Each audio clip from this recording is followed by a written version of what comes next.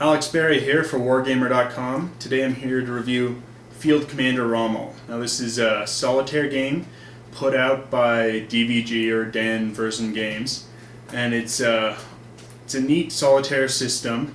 It's in their Field Commander series. This is the first one in this series. It's been re-released in a deluxe version, and you play as Erwin Rommel, the German general from World War II. And that might give some people pause, but Erwin Rommel's sort of generally seen as a good German. Never joined the Nazi Party, was part of the July 20th plot to assassinate Hitler. His son wanted to join the Waffen-SS. He talked his son out of it. His son went on to become a mayor in post-war Germany, and never mistreated his POWs, and so he's sort of earned a noble aspect to his character.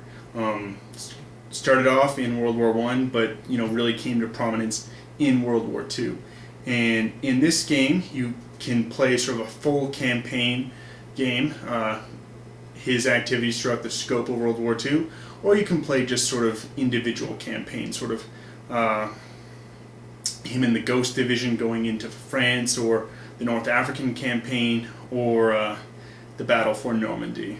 Now there's a couple of different maps. So for instance, you've got the North African campaign, kind of what most people think about when they think of Rommel. So you can see it's a mounted map board, which is really nice.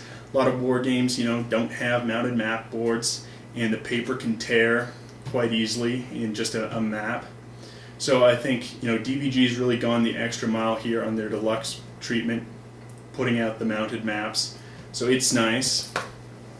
You get a player log where you can score the campaign, if you've which campaign you've done, which additional campaign options you've gone with, and your score, and so you can keep track of that. Obviously photocopy this sheet so you can play multiple times. Rulebook. It's quite good. It's a glossy, full color rule book. You've got an index on the back, which is very helpful. Also some selection of some of their other games the company produces. But it's the index which is helpful. There's no table of contents in the front, so you're really just relying on the index. Would have been nice to have a table of contents. Additionally, there is no player aid. Usually I can understand this, I think, in a solitaire game, because solitaire games you're usually sitting down and you're just plowing through the rule book. If this was a multiplayer game, you'd really want to have some player aids in there, but I think you can, forgive DVG for not having a player aid, given that this is just a solitaire game. Rules are pretty clear and concise. Things are well explained, and components are good. You've got good counters, and it's a pretty good game. I'm not a big solitaire player. I've got a pretty good gaming community, and so usually I'm doing multiplayer games, and my solitaire gaming is usually on the computer. But sometimes you come home from work and you've just been staring at a computer screen for most of the day, and you don't want to stare at the computer screen anymore, and want to get some gaming in. Don't have your gaming buddies around, your wife doesn't feel like gaming, so that's where solitaire board gaming comes in, I think. And it's a very good system, and I like the aspect how you can play through sort of Rommel's whole World War II career. But why don't we take a look at how the game itself actually plays. So here we've got set up for the invasion of France and command of Rommel's Ghost Division. Here the units are representing regiments and simulate the invasion of France. So we have here in the top left corner, as occurs in each scenario, each map, you've got the setup. So it says the Axis starting forces, where on the board they start. You've got the Allied starting forces, the supplies given, potential Axis reinforcements, potential Allied reinforcements, and then sort of the campaign options that you can do to add variety to the campaign, and then the victory conditions. You've got a turn track down here. You then have allied supplies, battle plans, which are set off to start in the scenario and which are potentially available, and those will vary from scenario to scenario. And then we've got the units set up. There's a quick sequence of play reference here printed on the board, and how you control allied units for the turn. So we've got this all set up here, and it's just starting the invasion of France.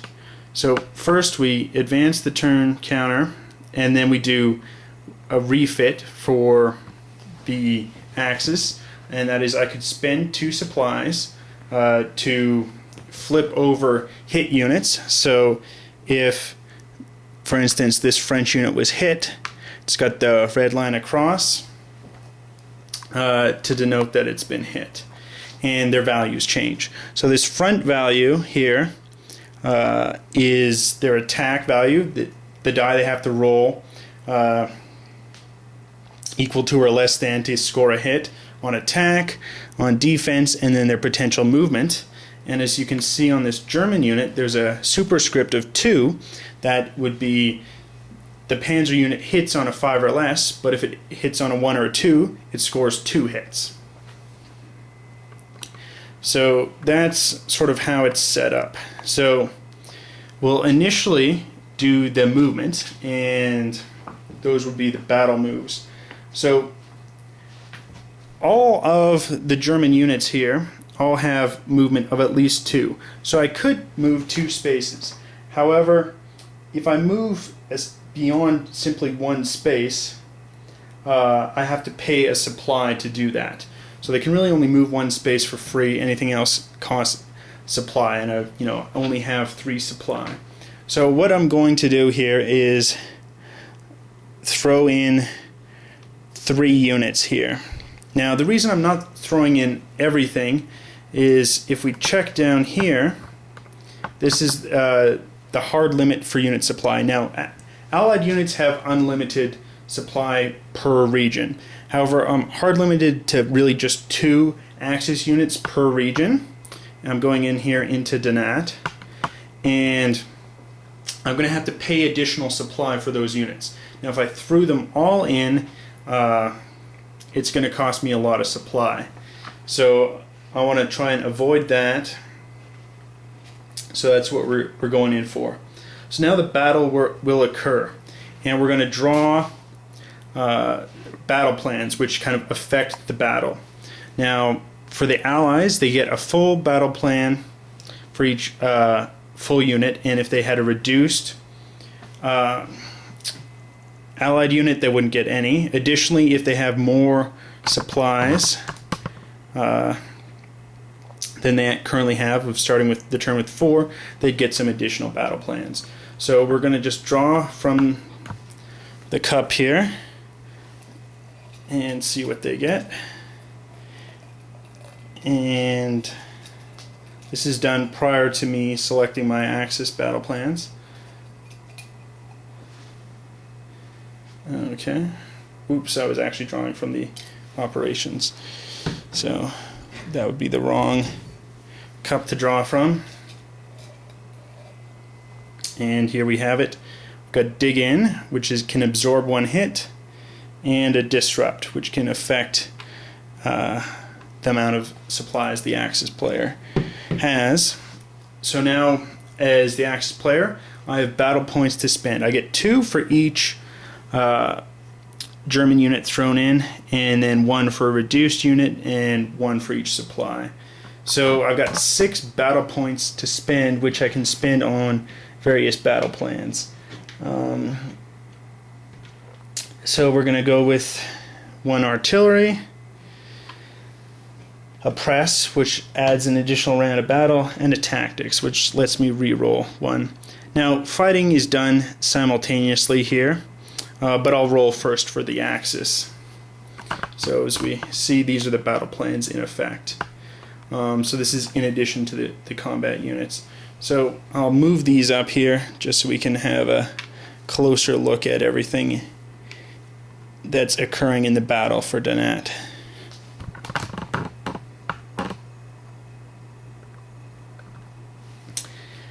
And we've got, first we'll roll the artillery, and that's a 3. So I score 1 hit, need to remember that. Now we'll roll for the Panzer Division. We got a 2, so that's 2 hits because it's superscripted, currently at 3 hits total. We have the 78th Artillery, 1, that's a 4th hit. The Allies, of course, can absorb 1 hit with their dig in, so I need 1 more to fully wipe out everything.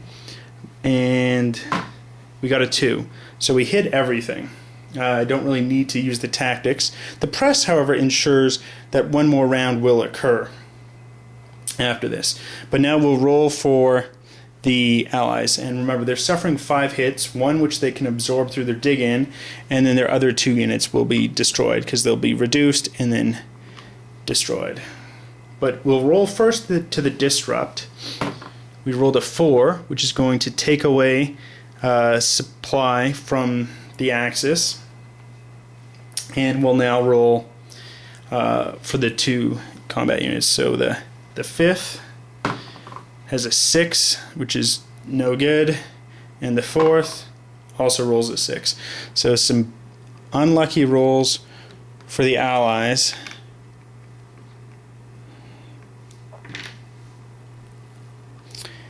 And that's what happens. Now we actually do upgrades. And 2 Axis units can be upgraded, and this is because you upgrade a unit for each enemy force that was destroyed. And of course only surviving units can receive upgrades. So we'll draw here 2 upgrades. Now, if you notice, there are veteran upgrades and there are elite upgrades. Now first you have to become veteran before you can become elite. I can examine these and what they add. And so I think we'll put this defensive modifier onto the Panzer Division, and this movement and attack modifier onto 78th Artillery.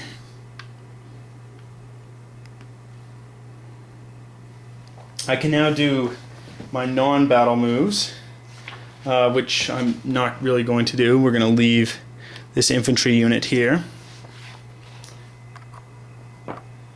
And I must now pay my supply check. Now, because I'm oversupply by 1 unit, I'm going to have to pay 2 more supply for this additional unit. Now remember, I lost 1 supply due to the Allies die roll, so I lose that. So I'm now down to 0 supply, but we now have the Axis resupply. So we check the rules for this scenario on Axis resupply. So we get 2 per Allied objective held, and that's what I need to obtain to win the game. Fortunately, I'm not into Cambrai, Arras, or Cherbourg yet, so I don't get any from that. I get 2 per Axis force that did not move this turn. So remember, we held 1 guy back in Liege. So that's getting me 2 supply. And then I get, and these are supply points. I then get 1 per Allied force destroyed, which is 2. So I'm currently at 4 supply points, and I can convert those into either supply or purchase units. So these were, I have potential reinforcements to enter, and they will cost in supply points the attack value. So my panzers I can't bring in because they have attack value of 5, and I've only got 4 supply points. So I could bring in infantry, or I can just gain supplies. And since I've exhausted my supplies for the turn, I really need to stockpile some of those. So I'm going to spend all 4 points to receive 8 supplies. So we're pretty well prepared for the next round. And now it would be the Allies' turn. So the Allies can attempt to refit, however they don't have any wounded units. Now if, for example, I'd lost the battle, and that would occur if one Allied unit had remained, I would be forced to retreat with all my other units. So it could be pretty devastating to lose a battle initially. So we then draw for the Allied operations check to see if the Allies are starting a new operation. And we've drawn an add 1 force. So we come down here, and this is the Allied operations. We have one here. We can then randomly draw another unit, and we're throwing in French 37th Armored. So that will potentially come in later on in the game when a go is drawn from the operations. Next, we resolve Allied orders, and we just follow the rules that are printed on the scenario for each scenario. So for the Allied units, if there's 1 or 2 in an objective city, then they simply hold. So these will hold here, and the ones in Camp Prey. 2 of them will hold. Then if there's 3 or more, then one force with the highest attack value advances. Now these are all equal here in Camp Prey, so it's simply any one. So we're going to roll the dice and see what they're going to do, and that is based off this again. So we roll the die. We have a 2. So they're actually headed to Cherbourg, but it's actually modified by +1 for each unit in the region other than itself. So we have 4. So an objective, and they're already in an objective. So I think that just oh, sorry, I'm rolling for the this one. They simply advance, which means you advance towards the enemy unit. What I was rolling for would be if they weren't in an objective city. So this Brussels, for instance, we'll roll for them. They have a 5, and it's a random. So when you roll a random, they move to a randomly chosen adjacent area. So we have 1, 2, 3, 4, and we'll simply roll the die. We have a 2, so they'll move to Lille because that was a random roll, and then we have our one other available unit. They might advance or not. We'll roll a 6. They will also advance. So these 2 units have now moved and advanced towards the German unit. Otherwise, on their die roll, when a unit wasn't in an objective city, they would simply follow the default here. They might move to a different objective city. They could move randomly, as happened. They could hold their position or advance. And again, if there was multiple units beyond 2 in objective city, they simply advance on the enemy, which means move to the closest enemy unit. So we're going to have another battle here. And again, the Allies are going to draw 2 battle plans, as they have 2 units. So we've got an intel, and they dig in again. Intel's pretty good. It -1 on the enemy battle plan. And we have 3 full axis units to construct. So they're going to do a disrupt, an anti-tank gun, a dig in,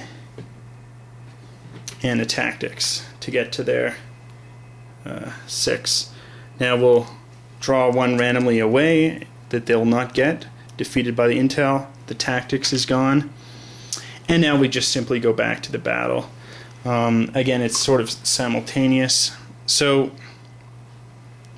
we'll have the Panzers roll first. Now they're on the defense, but they're now veterans. They hit still on a 5 or less. We have a 3, and that hits. So we've rolled the 3 for the Panzers, which scores 1 hit. We also have an anti-tank gun to roll. That would be a miss. We have the 78th Artillery. They do not get a bonus. So they just only hit on a 1 or a 2. A miss. And then the Infantry is a 1. So they get 2 hits for the Axis forces. Now, of course, the Allies can absorb 1 hit, and we now roll for the Allied units. The Infantry roll. They have 1 hit, and the 3rd misses. Now, of course, the Axis also dug in, so they both absorb 1 hit. So the net of this is that 1 unit of the Allies is getting damaged, and that is the lower in value. So we'll take the hit here, and now they have to retreat as having not won the battle because troops remain. So they will withdraw to the areas they occupied prior to the battle. So this guy returns to Reims, and infantry returns to Cambrai, and the 3rd returns to Reims, and that's where we're sitting. And the Axis forces do not get an upgrade because they did not totally destroy any enemy unit. We then do the Allied resupply, and we simply roll the dice once each for the 3 cities. So we first roll for Caen. We have a 4, so they get 1 force. It's drawn randomly, and the Allies receive a reinforcement. We then roll for Calais. 5. The Allies gain 4 supplies, and 2 for Paris, and they will gain a force there. And that's the turn. Now we'll advance the campaign turn marker 1, and we simply just continue on with the game. And that's sort of how it sets up. There's pretty strong rules for dictating how the Allies move. So, it works well as a solid solitaire game. It's going to be different each time based off of dice rolls. And you have enough strategic decision making as the Axis that there is replayability in the game.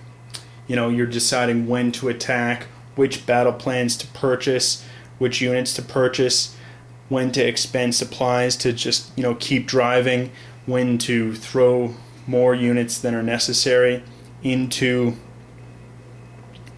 a region, even though you're over a supply limit. And so I think there are enough decision making avenues to add replayability to the game. I think it's a good war simulation. You have the different attack values. Panzers obviously are very strong on attack, not as good on defense, and they'll move quicker than infantry. You have sort of Allied relief forces coming in, and I think it's a very good simulation. You have the France scenario, which is far different here than the D-Day scenario, where you've just got streams of allied forces coming in, and it's just a very different style, very different game, which in each scenario is very different and has the feel and flavor of what actually occurred. And then you of course also have the North African scenario. And here what's interesting is, you know, the further you're getting away from Tripoli, the further toward Egypt you're going, the supply value diminishes, which is really neat, because, you know, it just simulates the need for good supply lines, and what ultimately hurt Rommel in North Africa was just stretching those supply lines so far. You've also have, as you see here, fortress locations which add defense to the defensive individual, and of course as the campaign progresses your victory points decrease. So it's a really neat system. I think if you're into solitaire gaming, it's worth picking up.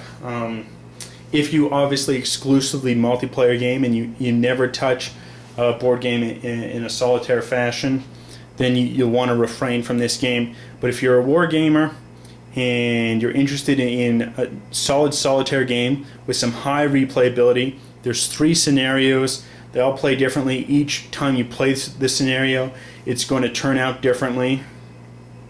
You can add in different campaign options, and I think there's a heap of replayability in the game. You're getting great components, you're getting solid mounted map boards, it's not going to tear, and it's a solid game. If you're interested in Rommel, if you're interested in this field, highly recommend this game. Again, if you're not into solitaire gaming, even if you're interested in Rommel, you'll probably want to pass on this one.